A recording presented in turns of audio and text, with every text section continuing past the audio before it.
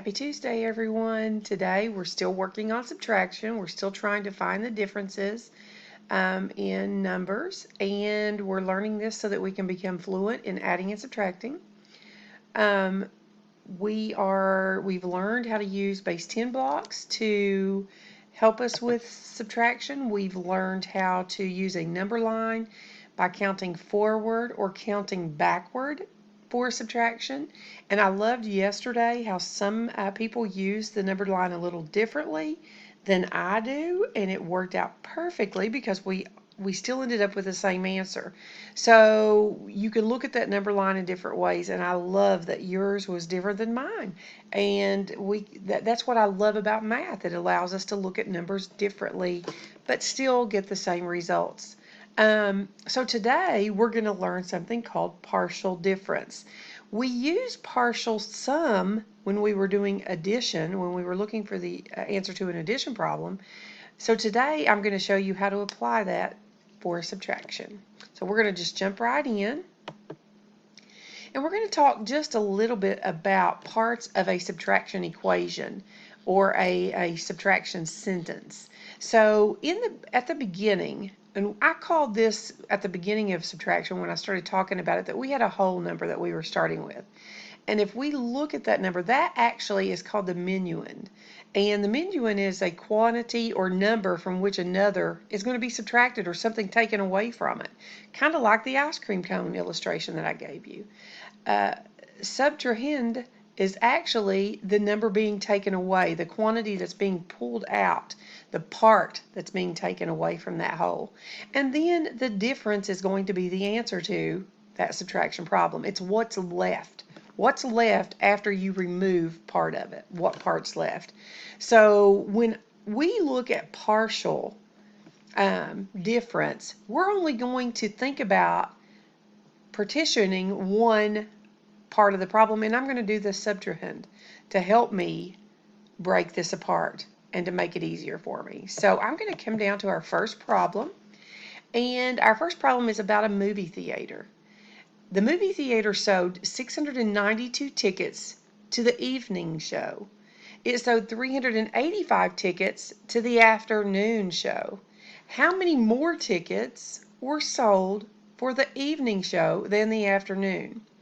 So I'm going to put in the number 692 because we know that the question's asking us how many more tickets are sold in the evening than in the afternoon. So I'm going to start out with 692.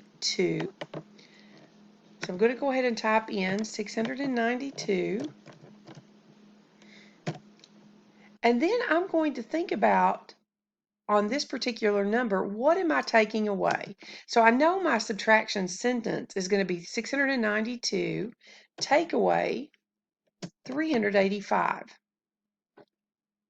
And I'm just going to put a question mark for my answer because I don't know, or I'm just going to put a variable, a letter that could represent any number. So I'm just going to put an X. That'll work. The next thing that I'm going to do is I'm going to think about breaking apart this number, 385, the subtrahend. I'm going to go ahead and break that apart. And I'm going to put a line under it because I want you to see that this is what I'm breaking up, or put a circle around it. Well, I'll just put a line under it, if it'll let me. So I'm going to put a line under that because this is the one that I'm going to be thinking about breaking apart.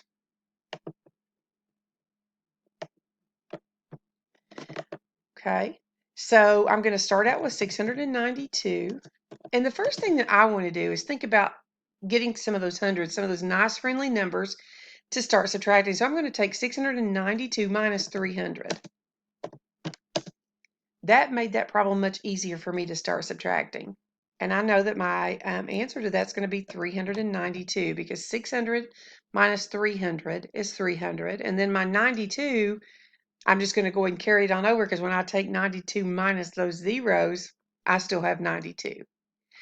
All right, then I'm going to bring my 392 because that's what I have left. And I'm going to take away the 80 in 385. So now I'm going to take away 80. Again, I'm making those numbers easier for me to do mentally. Right now, I'm not writing anything down as far as a calculator. I'm just putting what my mind mentally is calculating because I've got those nice friendly numbers. So 392 minus 80 leaves me 312. Again, I'm making those numbers easier for me to subtract. So now I have 312 left. I'm going to take away that remaining 5 in 385. And when I take away that 5, I have left 307.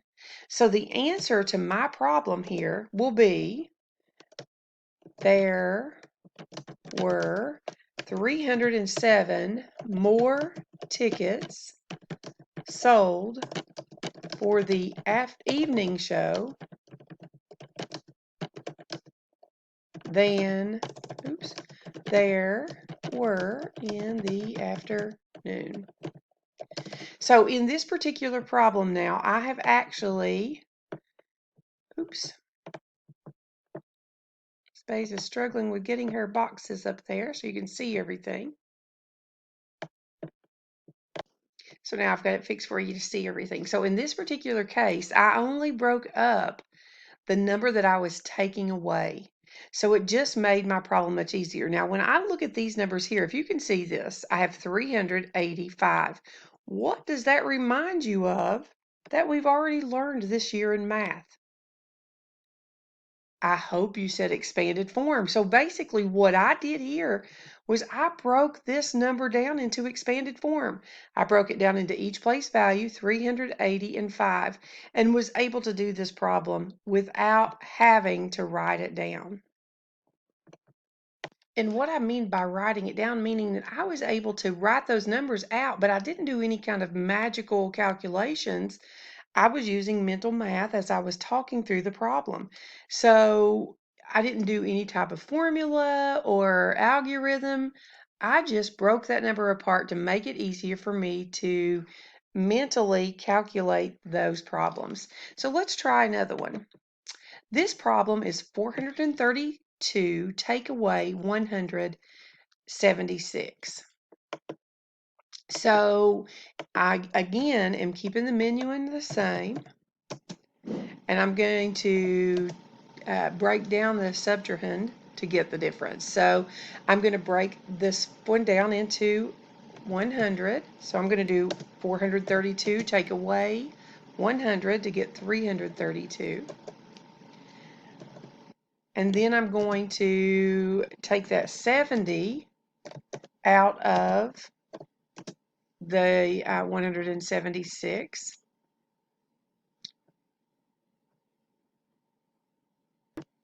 And I know my 2 is going to stay the same because 2 take away 0 is 2. And then 33 take away 7 I know is going to be 262. And all I have left to take away then is my 6. And that's going to leave me 256. And I'm hoping you're starting to see the relationship that this kind of subtraction has with our number line. What we were doing on our number line was jumping up and counting forward or counting backward. In this case, I'm using that partial difference, and it's kind of like counting backwards. I'm starting at 432, and I'm going to the left on that number line and taking it away by nice friendly numbers to make it easier for me to calculate. So there is that relationship that I see based on what I'm doing right now with partial difference and the number line. I could also see that with the base 10 blocks as well. I was making those exchanges to make them easier if I needed to. So here, I'm not necessarily making exchanges. I'm just breaking that number down to make it easier to calculate to get my answer. So again, I'm going to look here at the amount that I was taking away, and it should equal 176. And as you can see, it is that partial difference. Now, again, you don't have to do it in this way. I could break this down and subtract differently here. I might want to go ahead and get rid of that 2 so that I can make it 430. So again, you've got to think about how you see those numbers and how you break them down, because once you start breaking them down, then it should become easier for you to calculate based on how you view those numbers. As long as whatever your partial um, amount is here, that when you get finished, it equals 176 altogether. But to me, this is easier for me, again, because I like those nice friendly numbers. So think about that as you're using this partial difference to calculate today. I would like for you to use this during your lesson work today. You have 5 problems on Google Forms again. And actually, if you want to use any of the strategies that you've learned last year and this year to try to calculate your subtraction, I'm hoping that you're using some of these so that you can understand subtraction a little better. I know that some of you are very fearful of subtraction, and I'm hoping that it's becoming easier for you to see how to break those numbers apart to be able to do it mentally, or even if you have to write it down. That's not a big issue. It's just making it easier for you to see how that number is being taken away. Um, but you're going to be doing your problem of the day as well. Please show your work. I know I had some questions yesterday about what I mean about showing your work. This is showing your work. What I did here is just showing your work. It's what you're thinking. Yesterday, I had a student that said, I'm calculating this in my head, and that's perfectly fine. I want you to be able to do that. That's our goal, is to make it easier for us to add, subtract, multiply, and divide. But also, I need to see what your thinking is. And this person yesterday, when I said to him, tell me how you did it. Tell me what your head did to solve that problem. And he was able to explain it to me. He was able to create a number line based on what he did. So that's what explaining your work means. It means that you're going to tell me exactly what you did to get the final answer. So when you're explaining that, you can explain it in words. You can show your work, such as this. Yesterday, I had a student on the problem of the day who did all this work so beautifully. They showed me their work, but when they wrote the final answer, they messed up on one of the numbers. But I could see that they had already found a correct answer based on what they gave me in their showing their work. So I normally will give you points for that. But if you just give me an answer with no explanation and then the answer's not correct, I don't really know what your thinking process was. I don't really know how to help you understand the math a little bit better unless I see what your thinking process is. And I know that's hard to do when you're typing it in, but I would appreciate if you just type it in there so that I can see what your thinking was in that particular problem. And again, the person yesterday who said they did it in their head was able to take what they did and transfer it right onto that number line to make it explain it to us a little better. So again, try to show your work and give us a good explanation, just like I restate the question, just like we did in the previous problem. And everybody enjoyed doing the math today. Uh, I hope that these strategies are helping you find ways to calculate, and I hope everybody has a great day. See you later.